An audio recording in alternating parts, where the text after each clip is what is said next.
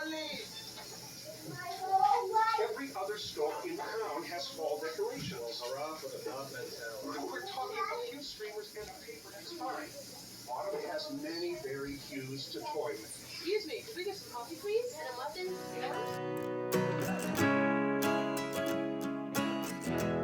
Hi guys, I just wanted to do a quick hello to get this vlog started. Today is Monday, and so the Gilmore Girls readathon started yesterday and goes all week this week, and so I'm just going to be doing a little vlog through the week. And I did start reading a little bit yesterday. It was pretty busy most of the day, and then at night I just got super tired. So I'm only about 50 pages into Serious Moonlight, but it is really cute so far, and I'm seeing like a lot of fun connections to Gilmore Girls in a lot of ways. We have a diner that they like to go to, so that kind of reminds me of Luke's diner. And then Birdie's mom actually got pregnant with her when she was 17 and ended up leaving her parents' house because her mom and her didn't get along with her parents, and they ended up kind of kicking her out and yada yada. So obviously similar to Lorelai in that way, although Birdie's mom did end up passing away several years before this book happens when she was 10, so that is a little different. And Birdie likes to read. She reads mystery books, and so she just started a job. It's her first job. She's 18 at a hotel, and she's working the night shift, and she ran into Daniel, and they had met one time before at the Moonlight Diner, and so they kind of had an awkward like moment there when they saw each other because they didn't know that they were going to see each other again, and just kind of surprised them. So, but they're really cute so far, and I'm excited to learn more about both of these guys, and I also am really excited to learn more about the mystery that's going to kind of come into this and just kind of bring our plot along. So it seemed really cute, really fun, and I'm enjoying that so far. Other than that, I don't have a ton of updates yet. By the way, Heather with Belle's Library, if you guys are new here, hello, hello. And when I have more things that I've done with my life, or more reading that I've done, I will be back to talk to you guys. I have a present for you. What does a fox say?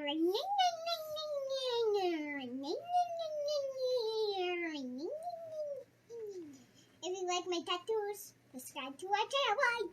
Hey guys, I am just about to start doing some dishes, but I wanted to update you guys really quick because, well, that's more fun than dishes, and so I'm going to distract myself for a little bit before I have to do that. So it's Tuesday. Yesterday, I ended up really not feeling good. I was super tired. I didn't sleep at all over the weekend, and started getting a headache, and I just was not feeling well. So in the afternoon and pretty much all night, I just read, and I finished Serious Moonlight by Jen Bennett, and it was adorable. I loved the fun diner feel, and the characters were super sweet and super cute, and their little fun mystery was, you know, fun to keep them going and keep them meeting up with each other. But there was also like definitely some deeper topics that they, you know, brought up and talked about, and just, yeah, it was really good, really sweet. I thoroughly enjoyed, and I would say 4 stars on this one. Jen Bennett, I really enjoy her books. I think I'm going to pick up probably most of her books as they come out. I know she's coming out with another one next month, I believe. And they're just like really fun, light reads that I just fly through, and they're just really cute, and I just love them. So I do highly recommend this one. I think this one hit 3 different prompts. I know there was the prompt where it was set in a small town, and so she lives on Bainbridge Island, which is an island off the coast of Seattle, and she takes the ferry into Seattle to work. So part of the plot is set where she lives. And then there's the mother-daughter relationship one, and her mother died when she was 10, but I'm gonna count her Aunt Mona as the mother-daughter relationship because they're really close. They talk about everything. She helped raise her even when the mom was alive and then after, and they just have like that really sweet bond that is similar to Lorelai and Rory. And what was the other one? I can't remember the other one. I'll try and look it up later. Anyways, so next up we have Rebirth the Gates, and this one was to fulfill a prompt where we had either an Asian author or Asian representation, and Saba Tahir is Pakistani American, so that fits in there. And then also a like romantic like love triangle or some weird entanglements there, which we definitely have a little bit of that going with our 3 main characters. And I feel like there was one other one. Oh, I had to read another book in a series that you haven't finished yet. So this is book number 3 in the Ember and the Ashes Quartet. So I am going to read this one so I can catch up for the last book that comes out next month, which I'm super excited about. So I will be starting this probably later tonight. For now, I'm going to get to those dishes.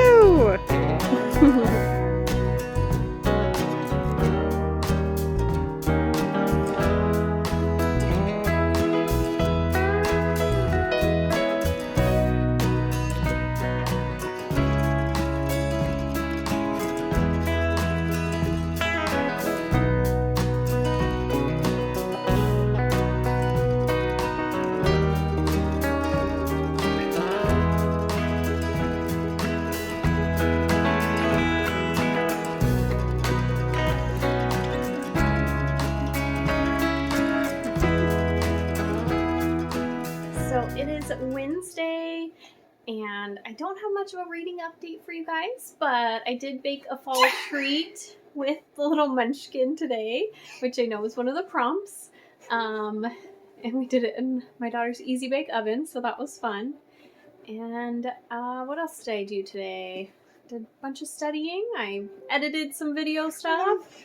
And now I'm getting ready because it is my 2nd anniversary with my husband, and right now everything is closed. We in California are peaking quite a bit with all the COVID stuff going on. So unfortunately we can't really go out to a restaurant like we were planning. So I decided to put on some candles and some softer lighting and a cute little ambiance on the TV, and I ordered some dinner to have delivered, and me and the little munchkin just got all dressed up nice and pretty, and we're just gonna have a cozy dinner at home as a family, and just, you know, figured I'd dress up just a little bit. We also had to keep it cozy, so we have our slippers on as well. I have my Paw Patrol from Easter one. Wow. You okay there? You can do it. Let me see. Look at you. You're doing it right now. Swing! Yay!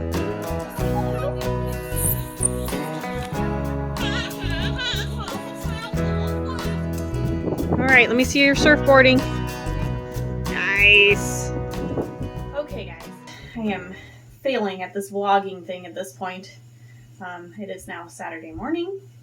And honestly, life just got kind of boring for vlogging. Thursday, after the park, which you saw, I studied for like 8 hours. And so that wasn't very exciting.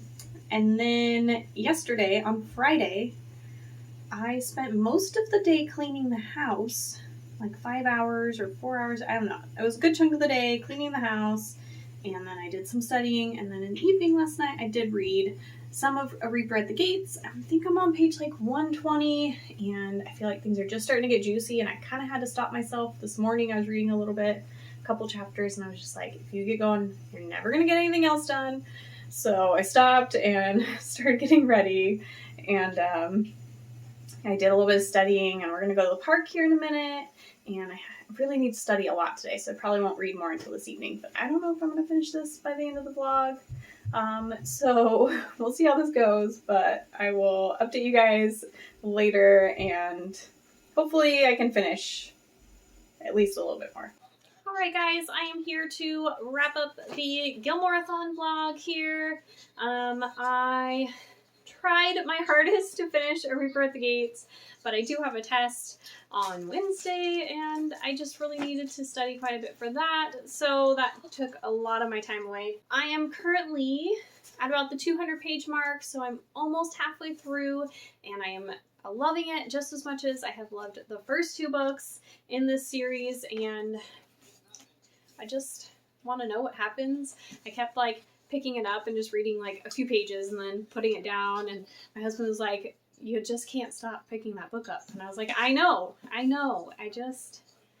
to know what happens, but I'm keep getting drawn away by my studies, and it's hard. So loving it. It literally like took maybe like 60 or 70 pages for them to just kind of recap and get us back in the story, and then it's just been like action and go and this and that and intrigue, and I just love it. Anyways, so I finished half of this book, and I finished Serious Moonlight for the Gilmoreathon, so not very much. So I kind of decided that because I didn't have a whole lot going on this week, and I didn't finish all of the prompts and books that I was wanting to, I figured that I would take kind of a punishment sort of a thing. So I was thinking I could try to recommend books to some of the Gilmore Girls characters, and the punishment side of this is that I have to try to do it off of my bookshelf and without any forethought ahead of time, because usually I think these things out before I do them, and I also just don't have nearly as many books on my bookshelf as I've actually read, because I do listen to a lot of audiobooks, and I also use my library a ton. So that's going to make it definitely very tricky. Hold tight, because this may be just, you know, a little rough. So let's start with our 2 main girls. So Lorelai, let's look for a book for her. Okay, so I'm picking Caraval for Lorelai. So hear me out on some of my thoughts on this.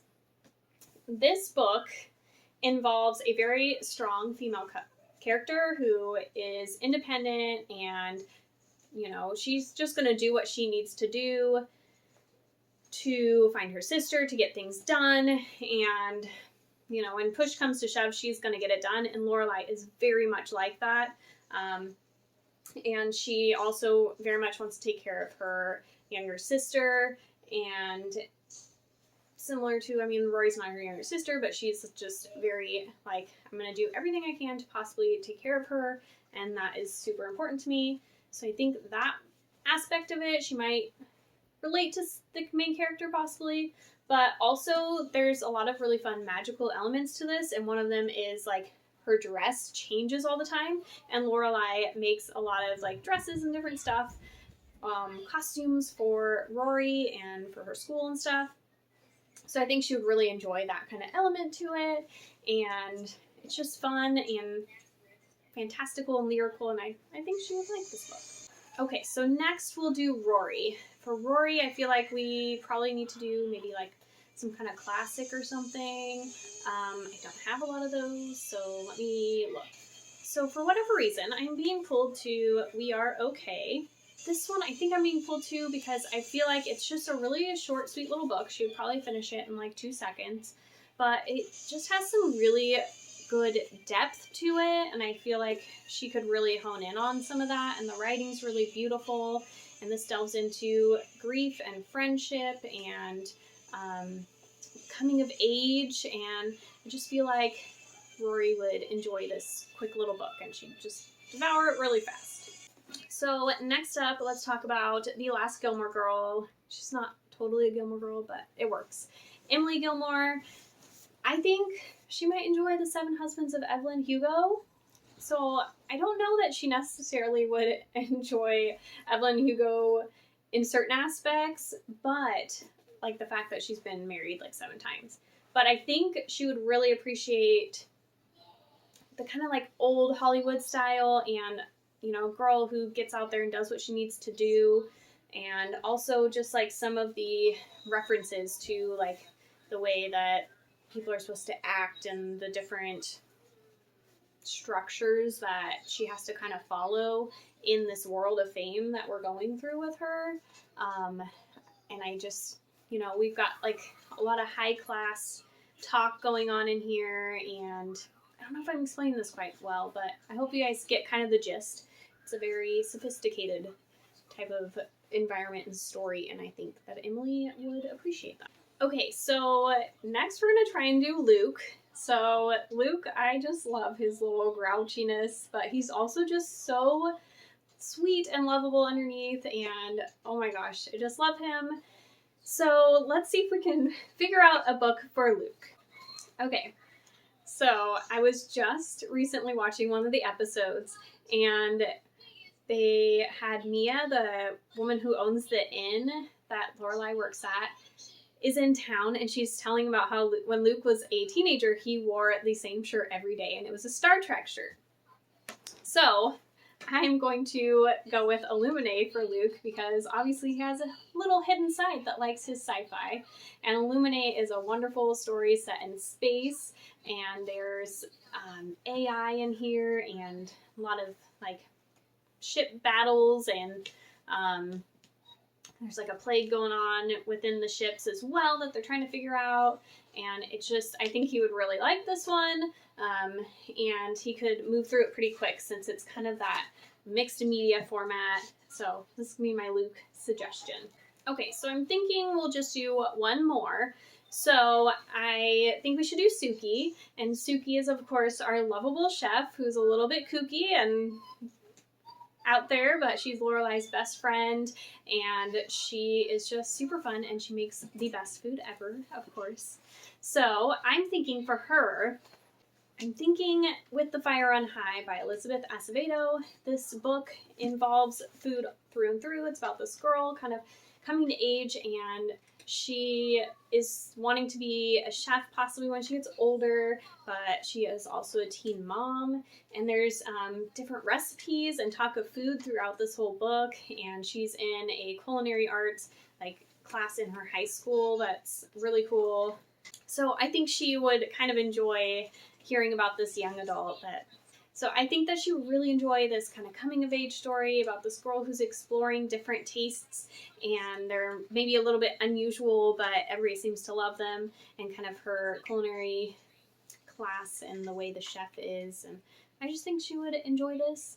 Another thought I have, but I haven't actually read this book, is Hungry Hearts, and this is actually an anthology. It has 13 different tales about food and love, and I can't wait to read this one, but it has obviously a lot of food involved. So it basically has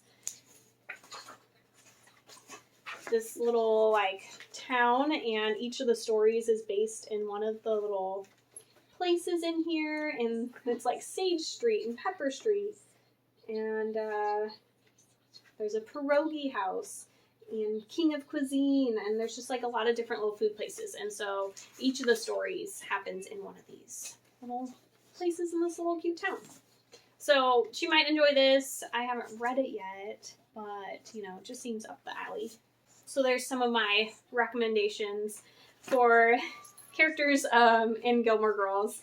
So I hope you guys enjoyed this vlog. Sorry, not a lot of reading happened, but I threw in some recommendations for you guys, and I had fun doing that, and I am really enjoying both the books that I did read. So Serious Moonlight, I gave 4 stars, and I feel like A Reaper of the Gates will be another 5-star. I've 5-starred all the books in the series so far. Anyways, thanks for watching, and I will talk to you guys later. I hope you have a fantastic